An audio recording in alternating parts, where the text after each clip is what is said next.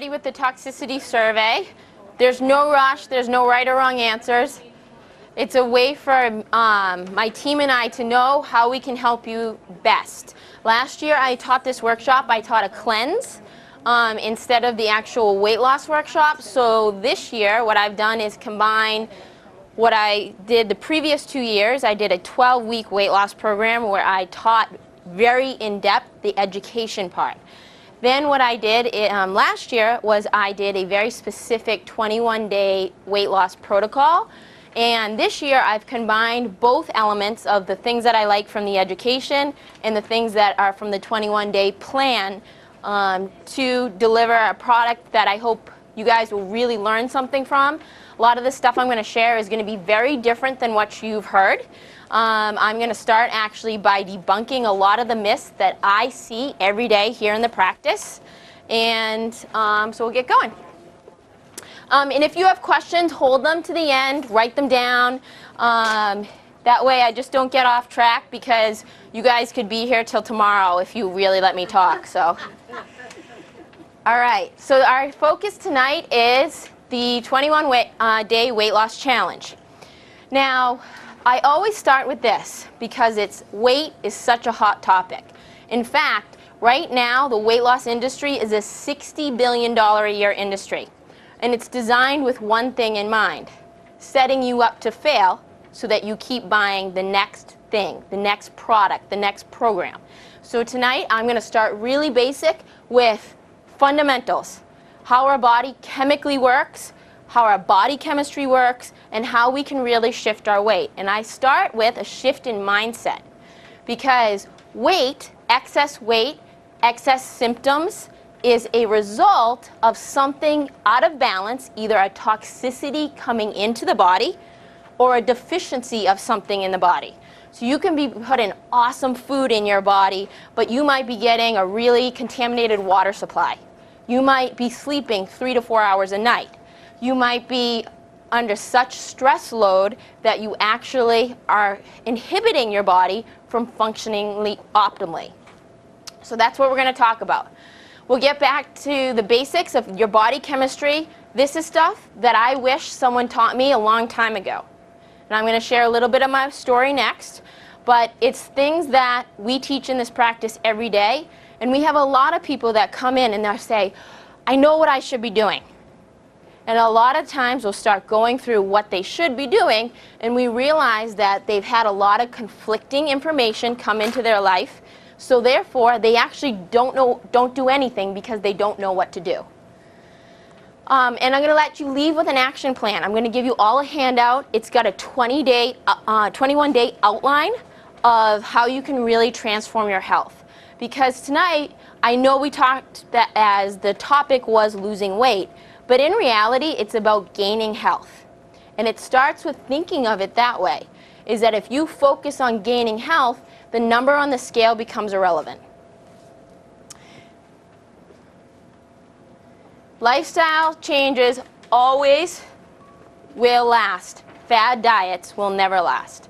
So I listed up here a couple of my favorite fad diets: South Beach, Weight Watchers, Jenny Craig, Nutrisystems, the cookie diet. I saw that one the other day. I was like, cabbage soup diet, juice cleanse diet, HGH diet. How many people have heard of HGH diet? Human growth hormone, right? So they've now figured out how to replace human growth hormone through injections. So it's a diet you order online, they send you what you need to inject, and you subsist on 600 calories a day. Who knows the number one way to reset human growth hormone? Sleep. I'm not going to get human growth hormone from an injection, right? But it's a very, very popular diet. It's very expensive, and it just frankly gets me so upset when I see what people are mass marketed these days. The next one I have up there is Sensa. Sensa it looks like a little artificial sweetener package. They sell them to you in bulk, and you put it on your salad or any food that you want to stop eating more of. So it's an appetite suppressant. And this is the one that really, really got me on this topic. And I was like, I have to teach this workshop. I have to bring it up. Dr. Ryan is like, Kendra, you've got to come see this. it was a feeding tube diet. And people that are spending $10,000 to get a tube put in through their nose, they don't eat, they live on the feeding tube for 10 to 15 days, depending on what their weight loss goal is. And it was on a Dateline special. And the Dateline special was talking about how skewed America has become regarding our body image, how we're marketed to, and how we make buying decisions about what it comes to losing weight. Most of us will always aim to lose weight rather than gain health because we don't have the connection between the fact that our weight actually affects other factors.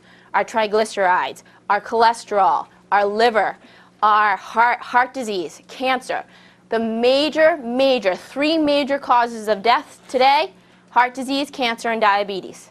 They're all linked together to one thing: chronic lifestyle choices that are not working in our favor. And it brings me to the last fad diet that I have at the bottom. Sorry. Called the SAD diet. Who knows what the SAD diet is? Standard American diet. All right? SAD. Because let's think about it. Where has our current diet, our American food pyramid, got us today? Chunky. Chunky, sick, dying, as on 14, 15 meds in some cases. I did a talk at the senior center on Monday. A lot of the people that were there heard me say this. But the number 3 leading cause of death that is now moving a little bit past diabetes right now is major drug interactions of people that are on a med for one thing and taking a med for something else, causing an interaction, and the two doctors, whether it's a heart doctor, neurologist, whatever, don't know that there's an interaction going on. So to me, that's scary. What's your best bet? Let's find out what it takes to not be on a lot of meds and sick. So I'll tell you a little bit of my story, how I got here. Obviously, I'm Dr. Ryan's wife, if nobody knows that. But I really became very passionate about the nutrition, and I do a lot of the nutrition coaching in the office along with Tori, who you'll meet later. And I started where I was a competitive horseback rider, and I had an injury where I had fallen off a horse and really, really screwed up my pelvis. To the point where I really couldn't walk. I was about 16 when that happened the first time, and then I had a really bad fall again when I was about 21. And I started seeing a chiropractor at the age of 16 for the hip pain. And he helped me get out of pain, and then at that point, I was able to maintain it, but I still was doing everything I was normally doing. I didn't change anything. I just went to this one chiropractor to get out of pain, which is how a lot of people come to us at the beginning.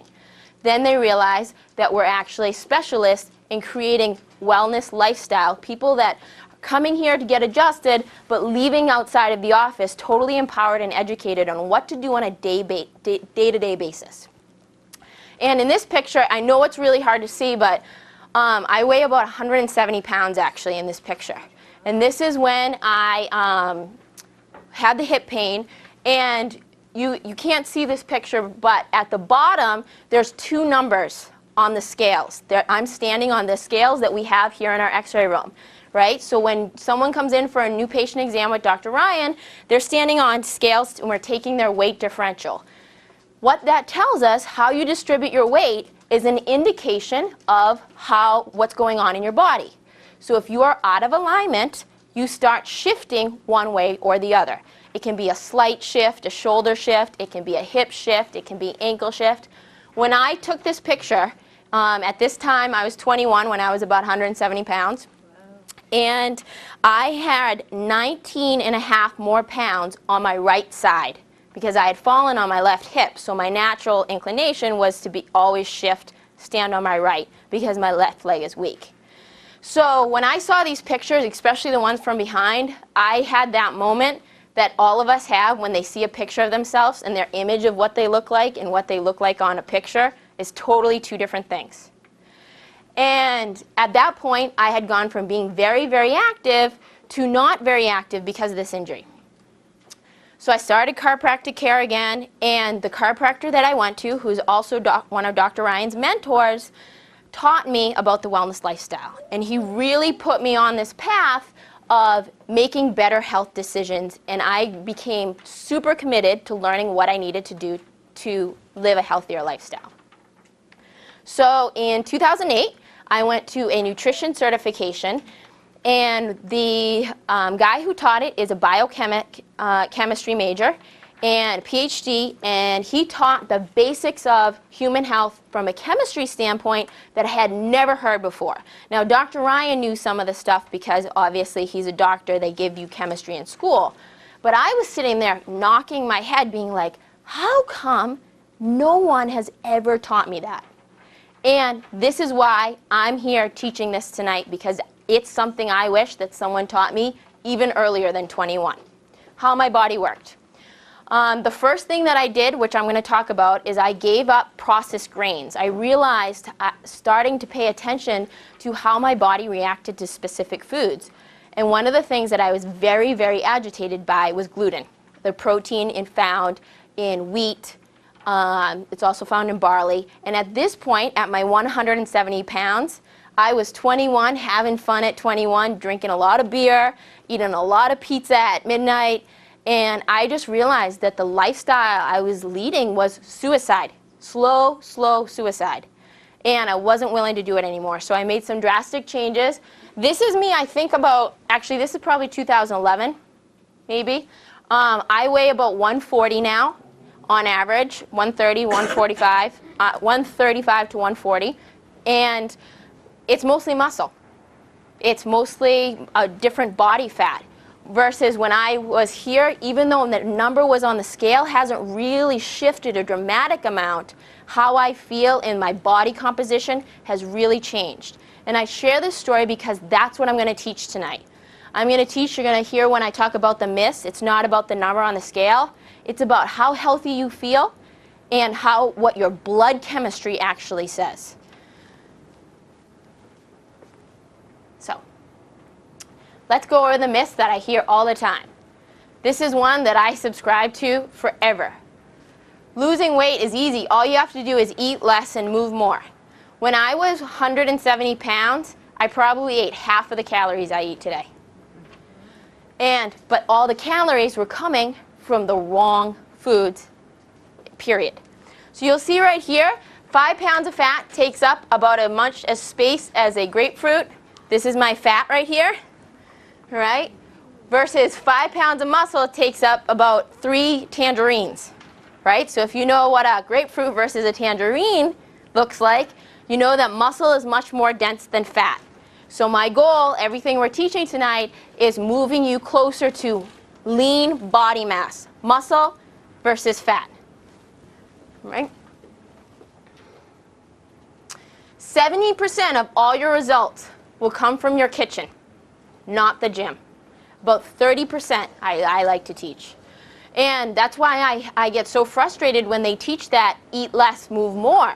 Because they put people in a cycle that is really hard to break. You're on calorie deficit and you're working out as hard as you can, but you're not getting the result you want.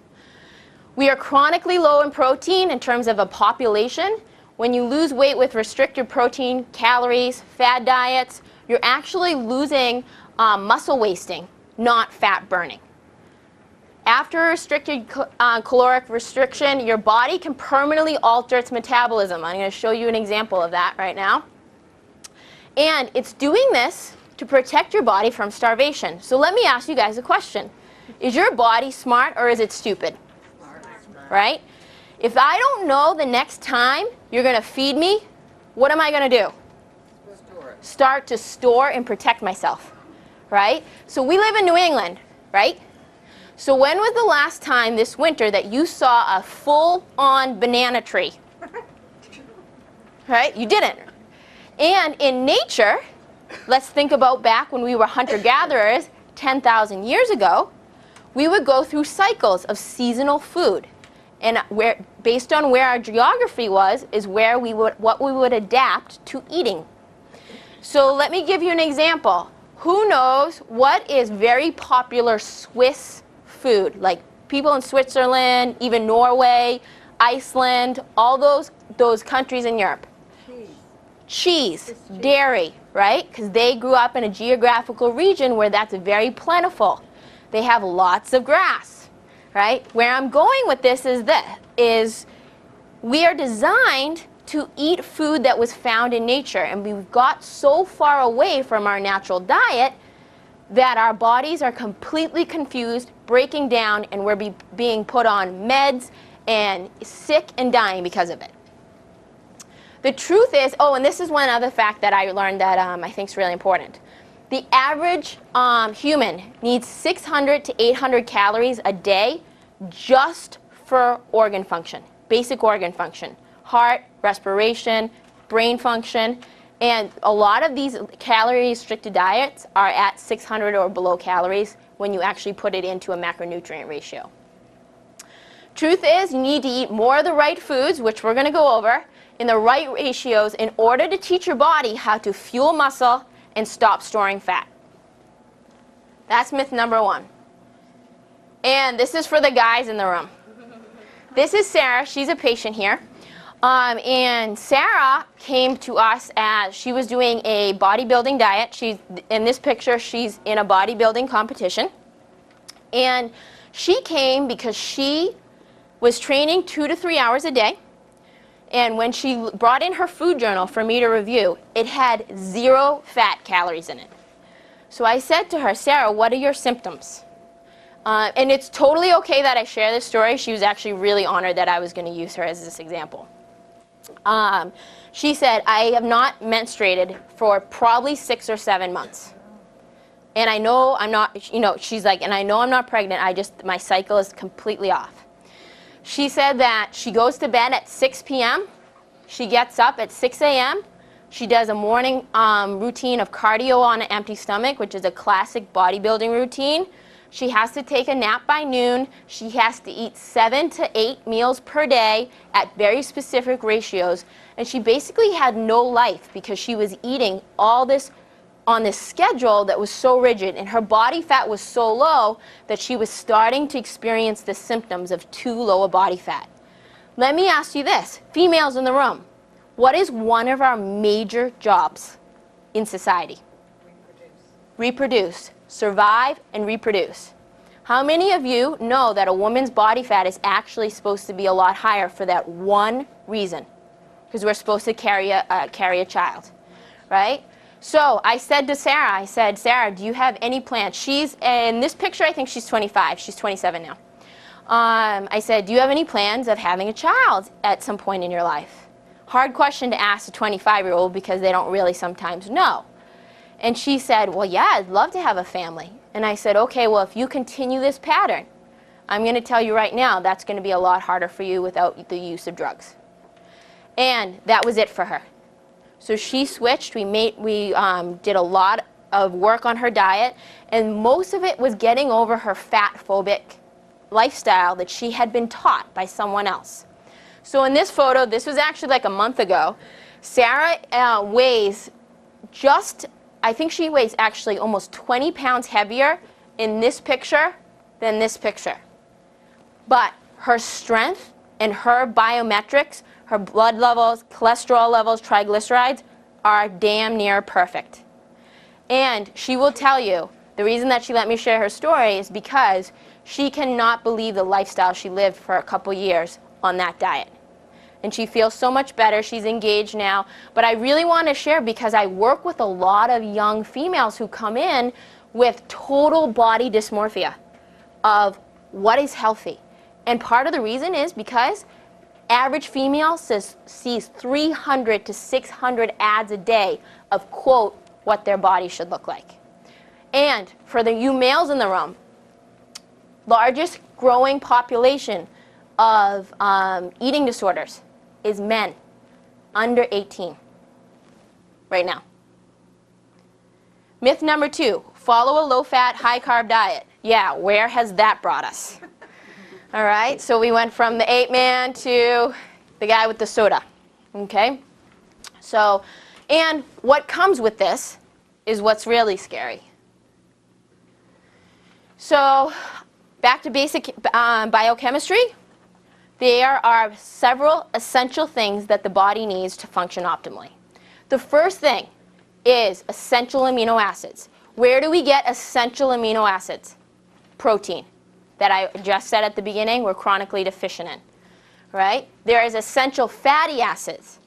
Fatty acids being your body cannot make them. They need to be come in through the diet. But there is no such thing as an essential carbohydrate. If you guys picked up a chemistry book and you tried to look up essential carbohydrates for the human body, you'd be out of luck because there's no chapter on it. Body can make glucose itself if it needs it. So there's two primary fuels of the body. You can burn fat or you can burn sugar. 99% of America is burning sugar based on how we're eating and our food supply today. The symptoms of not knowing the difference between good carbohydrates and bad carbohydrates are heart disease, cancer, excess weight, insulin resistance. What's insulin resistance? Diabetes. Okay, so my best way, I love to use this example. I used Rudy the other day. But if Rudy came in tonight, and let's say we were all sitting here, she came in and she had just doused herself with a bottle of Chanel No. 5. And we would be like, whoa, Rudy, nice to see you, but you really laid on the Chanel No. 5 tonight. But in 5 minutes, what would happen? Wouldn't smell it at all, right? That's exactly how insulin resistance works in the body. So if I'm constantly putting excess sugars in my body, not excess fat, excess sugar in my body, I'm teaching my body that I burn sugar all the time until I'm totally resistant to burning it. Makes sense, right? And that's what our standard American diet is doing for us today. Symptoms of a low-fat diet. So that's the symptoms of the high-carb diet. Symptoms of low-fat are brain fog, depression, anxiety, neurological disorders. Also, I should add here, autoimmune diseases, fatigue, abnormal sleep pattern, elevated blood sugar, excess cravings, high-volume eating, and most of all, stalled weight loss. That was where Sarah was. Chronic use of low-fat diet. And I'm going to talk about what fats you should be eating and where. The truth is, we're not taught healthy carb sources, and therefore we're encouraged to fill up on nutrient-void food. So if I had a loaf of Italian bread, I'm going to make everybody start drooling, right? If I had a loaf of Italian bread and I had a bushel of kale, right? No contest, right, for most people. But let's talk from a nutrient perspective. How much kale would I have to eat to even equal 1/2 slice, one little slice of that bread? 6 cups. How many of you have ever tried to eat 6 cups of kale, broccoli, spinach? You can't do it, right? But that's how much even caloric I would have to eat to even equal the amount of the carbohydrate in that bread. How many of you have this syndrome? You eat one piece of bread at a restaurant, you tell them to take it away, but then they come to take it away and you slap their hand because you want one more. You want another piece. And it's because your body, again, very smart, right? It's saying, you're feeding me, but I'm not registering any connection between what you're feeding me and any nutrient-dense calorie. So therefore, I need you to continue to give me more until I'm totally full. Now, let's take another example. How many of you like Mexican food? No? Not a lot of people? How many people like guacamole? All right, good. So if I gave you, Rudy, a huge bucket of guacamole, and I was like, Rudy, you're not leaving here until you eat this whole thing. Right? Why? Because nutrient dense, so nutrient dense, healthy, fat rich, that my body would just be satiated at a certain point and I couldn't fit any more in. But if it was a loaf of bread, she'd probably be here and she'd probably enjoy it, right? But she would know she's not doing her body a good thing, right? Does this make sense? Am I going too fast? No? Myth number three is by far my most favorite. The number on the scale does not determine if you are healthy or your self-worth. This is why I share the focus being body composition versus the number on the scale. I've worked with many people that the scale dictates their mood of the day. They get on it in the morning, they get on it at noon, they get on it at night. And reality is that with water displacement, you weigh different things at every part of the day, and how your body composition is made up. If it's mostly muscle, mostly fat, whatever it is, that's going to show up on your scale. So I always say the best thing you can do with a scale is to give it to someone you don't like and let it make them neurotic. All right? Or you could have a ceremony where you throw them out too. And this picture says you are more important than this number. I saw this the other day on Facebook and I had to include it. I'm going to read it because I know you guys can't see it. It says, the scale can only give you a numerical reflection of your relationship with gravity. That's it. It cannot measure beauty, talent, purpose, life force, possibility, strength, or love.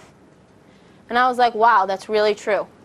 Because just like I was saying about the upcoming eating disorders with men, is females, I probably see one at least a week coming in on antidepressants, anti-anxiety meds, sometimes both at the same time, and it's around a body image.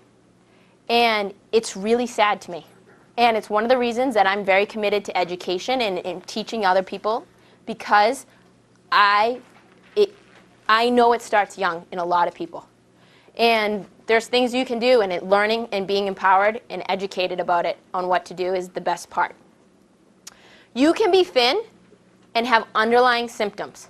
Sarah, really thin, right? But she was having a hormonal challenge that only someone that she would share with knew about. Just like you can be overweight with toxic symptoms. Toxic symptoms of overweight are what I call metabolic syndrome. Deadly quartet, we call it. High blood pressure, hypertension, high triglycerides, high cholesterol. Combination for the biggest thing that we see a lot of, heart disease, heart attack. How many people know this? Is a heart attack a early or a late sign that you have heart disease? It's late, right? So what do the medical doctors prescribe in most cases now? Well, Lipitor, yes. But Coumadin, blood thinners, all these things. But now doctors are beginning to come around and start saying, we can give you some meds, but we need you to change your lifestyle. And reality is, that is the only thing that will ever fix it. Meds buy you time. Lifestyle buys you years, and quality years. The average American female is exposed to 300 ads. They just did a special on HBO where they tracked all the supermodels, like the Carol Alt and Heidi Klum and all ranges. I think the oldest one was 60, and it was Mick Jagger's wife, I think. I don't know what her name is. Jerry. Yeah, and then Jerry Hall, who's she married to? I think she's married to him. But they tracked all these models, and they tracked their health. And all of them talked about how detrimental the psychology that they learned as being a model, and every single one of them had one thing in common. And I don't think a lot of people will pick up this connection. But they all had hormone and reproductive problems. And from years of cycling their metabolism, not eating, eating too much, gaining a bunch of weight, losing a bunch of weight on a consistent cycle. Also, too, a lot of toxins they're putting on their skin, I'm going to talk about later. Think about an average model sits in the makeup chair 4 hours. So you do that every day, they're getting all this toxins in their hair, everything like that. Your skin is an organ. It pours right through your skin. And it's really mind-blowing if you see it. And also, too, I just saw this. Dove. Dove just did a beauty, it's called the Campaign for New Beauty. And it's for men and women. And what they're doing now is taking normal, everyday women and making them their models. And I was like, oh my God, that's so awesome. They're also starting to pull some of their chemicals out of their soaps and stuff like that, because this is something with soap and chemicals that you're even breathing in your air. If you go to Europe, there's none of those chemicals in Europe because they're regulated heavily and they know that they cause problems for your health. But in the US, there's no regulation. So we have the FDA that regulates our food supply, but they don't regulate anything that we put on our skin. So I'm going to talk a little bit about that. The truth is, weight changes constantly with the water displacement. And again, this muscle, weighs a lot more than this fat. But in terms of health, I want a lot more of this and a lot less of this. When I talk about the deadly quartet, which is the metabolic syndrome I was talking about, how do I know someone has precursors going on to the deadly quartet? Where they carry their body fat, mostly in the abdomen. Okay? And why do you think that is? Is the body smart or stupid? Smart, right? So they protect all the internal organs first. So that's why it stores fat there. All right, same thing, just a couple examples. This woman, I know it's hard to see, so I'm going to go fast through it. 127 pounds, 136. Different weight, totally different looking body. Same thing with this girl. She's what I like to call a little bit of skinny fat, right? She's 123 pounds in this picture, 132, and at 137, she looks like a totally different girl, right? Muscle mass versus fat mass. Your body doesn't actually work like a bank account. This says, see, it doesn't hurt. And the little girl says, so why does mommy always cry when she steps on it? And the eat more, move less myth really is designed to teach us that our body works like a bank account. So if we went to the ATM and I deposited money, next morning in my account I would have a positive, right? But then if I went and I spent, I would have a debit from my account, correct? Well, that's what they've taught us that our bodies work like for years. Eat less, move more. Debits and credits, right? If I work out a ton, then I can eat whatever I want. How many people have heard that belief system before, right? Well, it doesn't apply to the 70% of your results in the kitchen. It's much more like a chemistry lab. So I'll use Winnie the Pooh and my Mr. Elephant here to illustrate that point. When you are eating food, food is the #1 way, besides sleep and besides exercise, that you can instantly influence your hormone response. When you eat carbohydrate, the hormone that's released is called insulin, just like we talked about with Rudy coming into the door. Insulin is a storage hormone. Its job is to take stuff that's in the bloodstream and put it into cells. Who knows this? Sugar, especially an excess of sugar in the bloodstream, is toxic to the blood. So the more sugar you have in your bloodstream, the faster the insulin response, the more the insulin has to work and the more it's tricked to not be producing anymore. So if you become diabetic and they inject insulin in you, it's basically because your body is totally fooled at this point. It's saying, you've overdosed me with sugar and I'm so toxic, I can't even respond anymore. When you eat protein, a clean source of protein is best from, I always say, something that has a mother and a face, animal protein. I'm not talking about third world proteins. Third world proteins are things like beans. Some people say nuts. Nuts are not protein, all right? They are things that are cheap, we can grow easily, and we can reproduce very easily. We want to be getting protein from high quality sources. Let me ask you this, and my senior center people, you'll know because I asked everyone. What does a chicken eat? Grass. Not grain, not corn. They eat grass and grubs in the wild. Okay? What does a fish eat? algae, all that sort of thing. How many people know that right now the farmed fish that we're getting, the sustainably farmed fish, are being fed corn and soy and then injected with dye? Right? So tonight, my goal is to have you leave here as a more educated consumer of the food you put in your body, because when you go grocery shopping, you vote with your dollar. If you refuse to buy it, they'll stop selling it. So I'm going to give you some choices. When you eat protein, the hormone that's released is called glucagon. Glucagon releases energy. So if carbohydrate stores energy, glucagon, protein, releases energy. Fat is hormonally neutral, dietary fat. So just like we talked about with Rudy with the avocado bowl, she would get a hormone response eventually, but at the beginning, no hormone is released when she's eating her guacamole. Now, if she's eating her guacamole with a bunch of chips, she's releasing some insulin, but mostly fat has a hormonally neutral effect. Any questions there? Does that make sense? So the reason I have it as a teeter-totter is, do I have that notepad, Tori? I don't need it. Actually, yeah. Thanks. I'm going to draw it for everyone so it makes sense. So this teeter-totter right here is out of balance, right? The elephant is weighing it down, and Winnie Pooh and his friends are on for a ride. All right? So when you are eating a meal that starts like the standard American breakfast, what's a standard American breakfast? Oatmeal, OJ, piece of toast, right? So let's talk about macronutrients.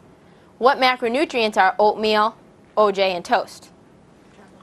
Oatmeal, carbohydrate. So what's happening in my body?